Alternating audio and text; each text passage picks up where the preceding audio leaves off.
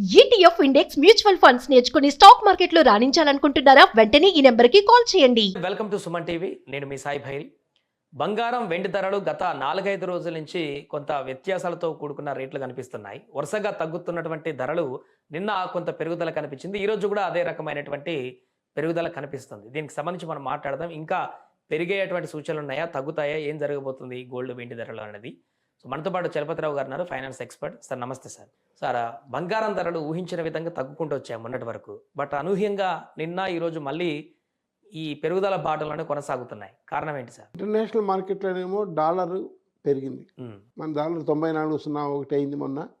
ఇవాళ 93.80 90 మధ్యలో ఊగిసలాడుతోంది. డాలర్ ఎప్పుడైతే పెరిగిందో మనం కొనాల్సిన డాలర్లోనే కదా, దాని ఇంపాక్ట్ ఒకటి ఉంటుంది. కాకపోతే ఆర్బీఐ కానీ ఇంటర్ఫియర్ అయ్యి ఒక $1 బిలియన్ $2 బిలియన్ రిలీజ్ చేసింది అనుకోండి పేమెంట్ కోసంగా, అప్పుడు కొంచెం తగ్గుతుంది. 94 కాస్త 93.80 93.60 అలా పడిపోతుంది. బట్ ఆర్బీఐ ఎంతకాలం ఇలా డాలర్స్ రిలీజ్ చేస్తుంది రిజర్వ్స్లోంచి అనేది పెద్ద డౌట్. లాస్ట్ వీక్ కూడా దాదాపు ఒక 50,000 కోట్ల రూపాయల విలువైన రిజర్వ్స్ పడిపోయినాయి. లాస్ట్ ఫ్రైడేకి అది పరిస్థితి.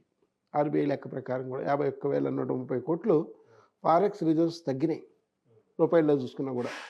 కానీ ప్రాబ్లం ఏంటంటే ఫారెక్స్ రిజర్వ్స్ ఎంతకాలం రిజర్వ్ చేసి ఎంతకాలం గోల్డ్ని లేదా డాలర్ని కంట్రోల్ చేస్తారు? రేపొద్దున కంట్రీకి మోడీ గారు చెప్పినట్టు అవసరం వస్తే అప్పుడు డాలర్ కావాలి కదా, ఇంపోర్ట్లకి డాలర్ కంపల్సరీ కావాలి. వాడు అక్కడ పెట్రోలు దెబ్బతినింది అనుకోండి, 2 పైపులు కాల్చేశారనుకోండి, లేదా 2 రిఫైనరీలు కాల్చేశారనుకోండి, అప్పుడు సమస్య వస్తుంది. అప్పుడు డాలర్ ఇంకా ఎక్కువ అవుతుంది. అంటే పెట్రోల్ రేట్ ఎక్కువ అవుతుంది, డాలర్ ఎక్కువ కావాలి. సో ఈ ఈక్వేషన్స్లో సఫర్ అవుతుంది గోల్డ్. ఈ ఈక్వేషన్స్లో సఫర్ అవుతున్నది గోల్డ్ అనమాట. ఈ గోల్డ్లో పరిస్థితి ఏంటంటే సిల్వర్ అంతగా లేదు, కానీ గోల్డ్ మీద జనాల ఆశ ఉంది. గోల్డ్ రేట్ అనేది ఒక స్టాండర్డ్ రేటు, అదే ఒక ఇన్వెస్ట్మెంట్ కింద భావిస్తారు చాలామంది. గోల్డ్లో పెట్టేసేసి బంగారం కొనుక్కొని అట్లే నగలు కాదు, నగలు కాకుండా బంగారం కొని ఇంట్లో పెట్టుకునే వాళ్ళు చాలామంది ఉన్నారు.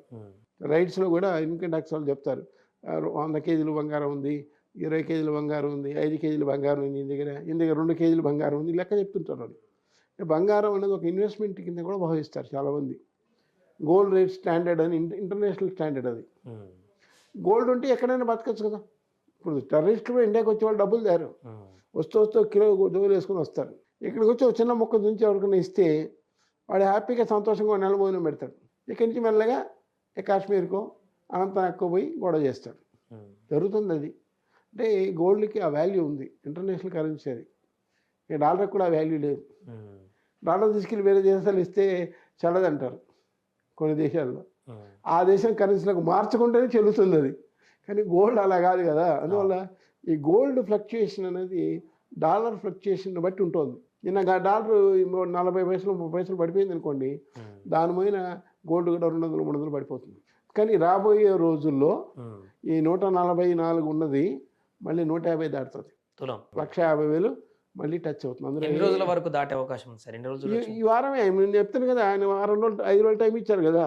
అంటే శనివారం, ఆదివారం, సోమవారం రాబోయే రోజుల్లో ఇది మళ్ళీ పెరుగుతుంది. దీన్ని ఆపలేరు ఎవరు. అంటే ఇప్పుడు ట్రంప్ చేసిన ప్రకటన వల్లనే మళ్ళీ పెరుగుదల స్టార్ట్ అయింది. మళ్ళీ తరలి అన్నిటికీ మూలం ఆయనేనండి. ఇప్పుడు 7వ గడిలో శని ఉంటే మొత్తం శని అంటారు, అదే పరిస్థితి ఇది. అంటే ఎప్పటి వరకు ఇలాంటి సిచ్యువేషన్లు కొనసాగే అవకాశం? అంటే యుద్ధం యొక్క తీవ్రత ఎంత ఉంటుంది అనేది గెస్ చేయడం కష్టం. ఒక నిజంగా అమెరికా వెనకడుగు వేసి యుద్ధం ఆపేశారనుకోండి, సంతోషం. అప్పుడు గోల్డ్ పెరగదు. ఇక అప్పుడు గోల్డ్ పెరగదు, పెట్రోల్ పెరగదు, ఏది పెరగదు, హ్యాపీగా ఉంటాం. స్టాక్ మార్కెట్కి నార్మల్గా నడుస్తూ ఉంటుంది, నష్టం లేదు. కానీ ఆయన కానీ తీవ్రంగా చేశారనుకున్న 5 రోజులు రెస్ట్ అనేది వెనక్కి అడుగు వేసి సింహంలాగా దూకుతాడనేటువంటి అంచనా అయితే అందరికీ ఉంది. అప్పుడు మళ్ళీ 150,000 155 అయినా కూడా నేనేం ఆశ్చర్యపడను. సో రాబోయే శనివారం సోమవారం డిసైడ్ చేస్తాయి గోల్డ్ని, ఈరోజు కాదు. శనివారం ట్రంప్ తీసుకున్న నిర్ణయం ఎలా ఉంటుంది, లేదా ఆదివారం ఏం చేయబోతున్నారు, రిటాలియేషన్ ఉంటుందా, తిరుగుదాడి చేస్తారా లేదనే చూడాలి. అంటే ఇన్వెస్టర్లకు ఇది కరెక్ట్ టైమే అంటారా ఏమైనా ఇన్వెస్ట్ చేసుకోవడానికి? ఇది అటు ఇటుగా సంధి సమయం. ఇప్పుడు ఇన్వెస్ట్ చేయడం అంటే చేతులు కాల్చుకోవడమే. వాళ్ళు యుద్ధం లేదు అని అనుకోండి, అప్పుడు నా 135కి 134కి 120కి వచ్చేస్తుంది. అప్పుడు ఏం చేయాలి? తులం 1,20,000 1,30,000కి వస్తే ఏం చేయాలా? లాస్ కదా. అందువల్ల ఇప్పుడైతే ప్రస్తుతానికి పెద్ద పెద్ద ఇన్వెస్ట్మెంట్ చేసేవాళ్ళు చేయరు. ఏదో తెలియని మార్కెట్ తెలియని వాళ్ళు, చిన్న చిన్న వాళ్ళు అమెచ్యూర్స్ చేస్తారు అంతే. చేతులు కాలుతాయి. చేతులు కాలిన తర్వాత మిస్టేక్ అనుకుంటారు. అది మాత్రం నిజం. కానీ తీవ్రంగా చర్య తీసుకుంటే శనివారం ఆదివారం రాబోయే సోమవారాల్లో అమెరికా కన్నా పెరిగిపోతుంది. అప్పుడు 150 దాటిపోతుంది. కానీ మొన్నటి వరకు ఇరాన్ ఇజ్రాయెల్ అంత తీవ్రంగా యుద్ధం జరుగుతున్న సందర్భంలో కూడా గోల్డ్ తగ్గుకుంటూ వచ్చింది. కానీ ఇప్పుడు ఈ యుద్ధం ఇంపాక్ట్ అనేది మళ్ళీ దీని మీద పడుతుంది. పడుతుందండి, న్యాచురల్గా ఉంటుంది. అంటే ఇవన్నీ కూడా సెన్సిటివ్ కమాడిటీస్.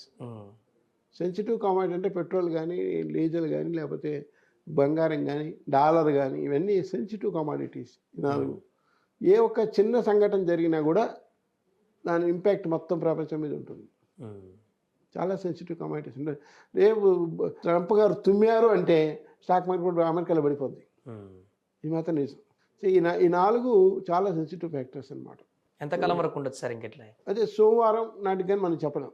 సోమవారం కానీ అమెరికా యుద్ధం ఎక్కువ చేస్తే 1,55,000 దాటిపోతుంది. లేదనుకోండి 1,30,000 1,25,000కి వచ్చినా కూడా నేనేం ఆశ్చర్యపడను.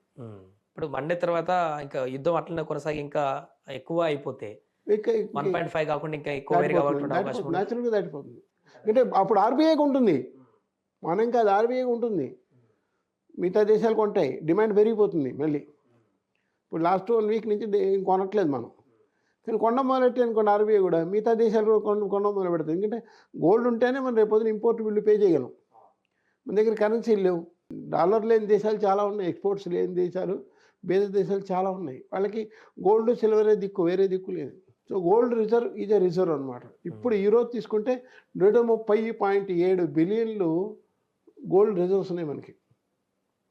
అదే మన్మోహన్ సింగ్ గారు దిగిపోయినప్పుడు ఇవి లేవు, 40 కూడా లేదు, 40 బిలియన్ కూడా లేదు. మరి ఇప్పుడు 130 ఎందుకు అయిందంటే ఇదే కారణం. 1.5 ఇయర్లోనే ఇంత పెంచుకుంటూ వచ్చారు. గోల్డ్ కొనుక్కుంటూ ఆర్బీఐ పొద్దున ఏదన్నా కష్టం వస్తే ఈ గోల్డ్ అడ్డం పెట్టి, మనం 91లో ఒకసారి చేసాం కదా, గోల్డ్ కొత్తగా పెట్టి పేమెంట్ చేసాం. అప్పుడు పెట్రోల్ రేట్ ఉన్నాం. మన్మోహన్ సింగ్ పివి నరసింహ కలిసి దాన్ని చక్కదిద్దారు, అది వేరే విషయం. అలా మళ్ళీ రావచ్చే అవకాశం ఉంది.